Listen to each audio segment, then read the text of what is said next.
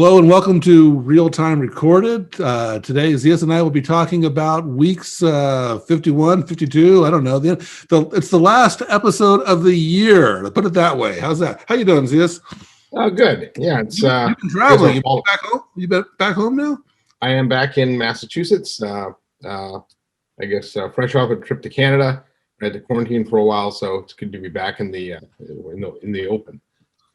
Well, we got a lot of stuff kind of going on these last couple of weeks, but we're going to limit these to three topics we've decided. So let's start off with Ring Central. They were actually in the news twice in the last couple of weeks of the year. The first one was the launch of GLIP, and it's a new standalone messaging service, and they're pretty excited about it. It's not that unique. I mean, Slack offers a standalone messaging service. Of course, GLIP offered it before RingCentral acquired GLIP, so it's kind of going back in time, reinvented. But I think it's a great move. I think that I think probably quite a few UCaaS providers are still tying messaging to voice. You can't have a messaging service unless you have a phone number. And by opening it up to pretty much anybody, particularly a freemium model, you expand the number of users that it could apply to, such as first-line workers. And of course, freemium model opens up RingCentral to a lot of folks. And I think there's actually a number of things about this offer that make it fairly compelling. It's freemium, as I just mentioned. Now, I don't really understand the name. The free version is called GLIP Pro. The paid version is GLIP Pro Plus. But I think Pro should always be the not free version. But anyway, so it's WebRTC. It's browser based. It's got a nice upgrade path to the rest of RingCentral services or RingCentral Office. And what's really nice about it, in my opinion, is that anybody that has a GLIP account or a RingCentral account or an account on any of RingCentral's partners or different brands that are, like via Cloud Office or the Atos offer or the Unify offer, any of those users can also kind of communicate with each other using their email address to establish connectivity with GLIP messaging. What are your thoughts on it, Zeus?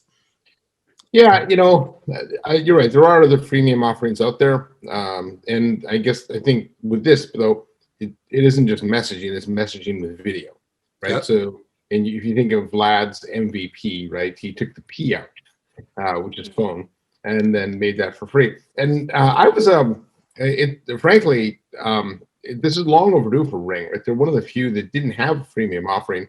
Avaya does, Cisco does, Zoom does. Most of the vendors do now. When I first heard about it, I didn't think it was that big a deal because it's a free offering.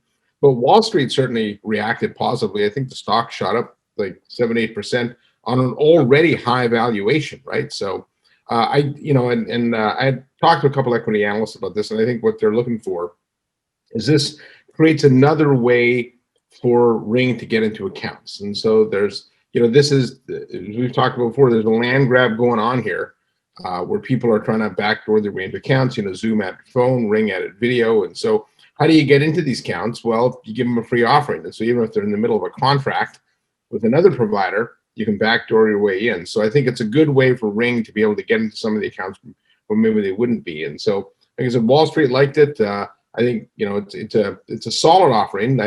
I'm not crazy about the name GLIP. I know they bought GLIP and they were talking about trying to make GLIP a verb. I don't know if people are going to say GLIP me, but that's what they're hoping for. So they're actually this is going to be interesting to see, Dave, because they're going to take the GLIP brand and try and make it front and center for Ring. And so I think some of the people inside Ring that I've talked to think, you could have said Ring me, but that's got kind of an old school connotation. Yeah, telephony. But they're trying to make GLIP the kind of new kind of consumery type brand. So we'll see if they can do that.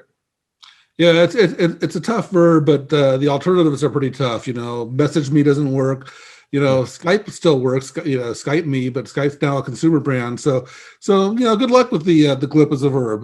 It's not a lot of great natural words there, so we'll just create one, I guess. Yeah. You're right. Ring was in the news a couple of times this week or this past couple of weeks. They bought a conversational AI company called Deep Effects. They didn't name a purchase price, but I imagine it's not all that big a deal from a dollar perspective. I saw in Crunchbase that they had raised about 200,000 in seed funding. So given the massive war chest Ring has now, this shouldn't impact Vlad's ability to go buy other companies if he wants to, I suppose. I do think it addresses a pretty interesting area in that, we seems like the whole, almost every episode of Real Time Recorded, we talk about something AI related. Yep. And certainly AI is going to determine the winners of the collaboration battle moving forward. I think this concept that Ring had put in place of, MVP, message, video, and phone is really table stakes today. And so it's what else can you bring? And the what else can you bring is enabled by AI. And I think the conversational AI piece allows us to change the way we interact with meetings. Cisco's been doing some of that with Hey WebEx, their voice interface.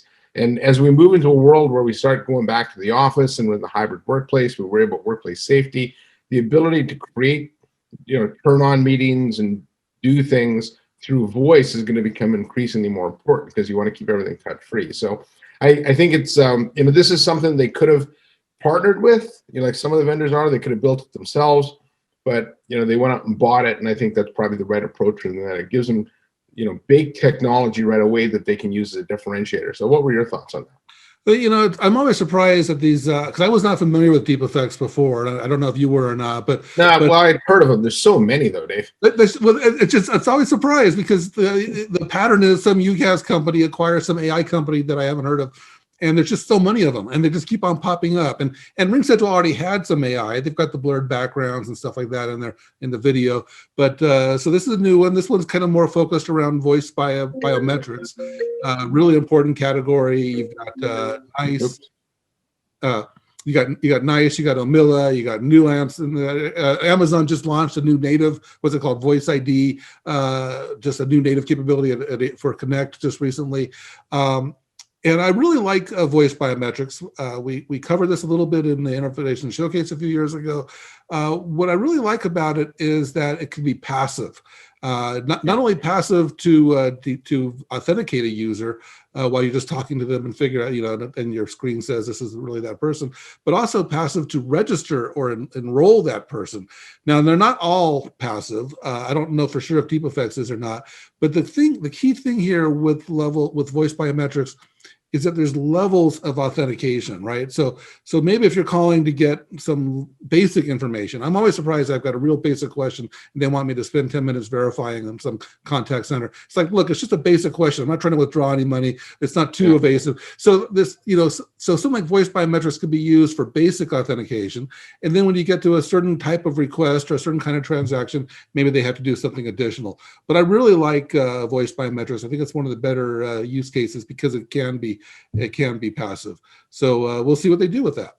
The third topic for this episode is Genesys launched a new digital business unit. It's called Genesys Digital, and it basically formally unbundles digital channels as a service, which is, we were just talking about RingCentral unbundling messaging as a service from voice.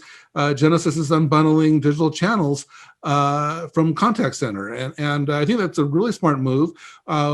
We just talked about this recently with Cisco and its IMI mobile acquisition, that business was also in the contact center, but also out of the contact center and things like customer service or marketing, doing digital channels. And there's a lot of digital channel customer engagement applications that don't require a contact center solution. And so Genesys has already been selling that.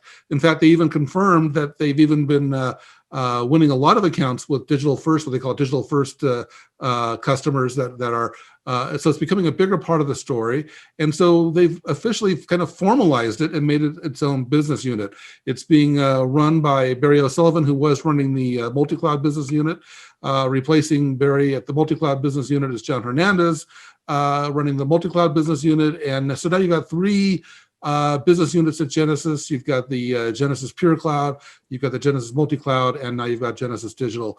What stands out from that is that there's not a separate business unit for WFO, which I think is a bit of a head scratcher. They've got the WFO business that they created still tucked away in Genesys Cloud.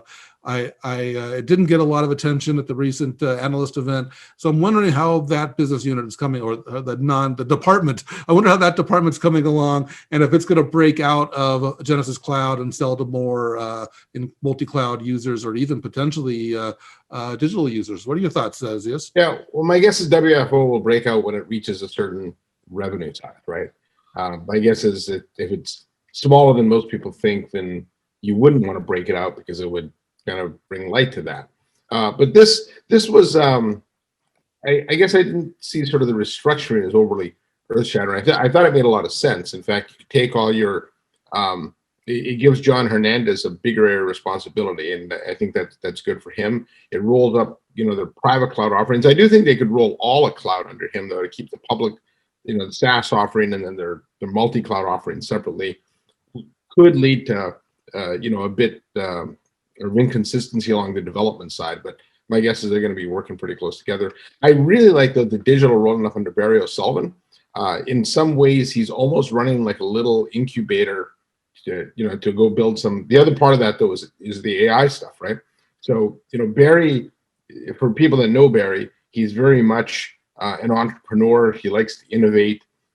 He came from Alto Cloud, who was a startup, and this lets him kind of get back to that, start doing startup-y type things inside Genesis without having to worry about taking care of the revenue targets of a much bigger group, right? So I think John Hernandez. I don't know if I clarified, but I think it's a Genesis Digital and AI is actually right. his. Yeah. Okay. Yeah. And so so he can go get aggressive, and go after the competitive deals with digital. He can go after some of the AI stuff, and so I think. Knowing, Barry is, he's a Shark Tank guy over in Ireland.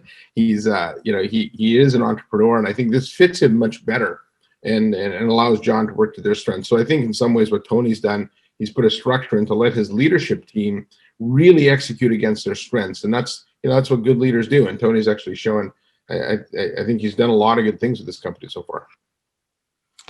Well, that wraps up this episode of Real Time Recorded. You got any New Year's resolutions, Zeus? I guess to do more real-time recordings, and I guess maybe hopefully to get to a live event this year sometime. I think there will be. So Enterprise Connect got scheduled. I think it's in August. Is that right? August, September, something like that. Well, fingers crossed. In San Francisco. It's going to be in San Francisco. Yeah. So no Gators. All right. Well, we will see you at some event, and thanks for watching.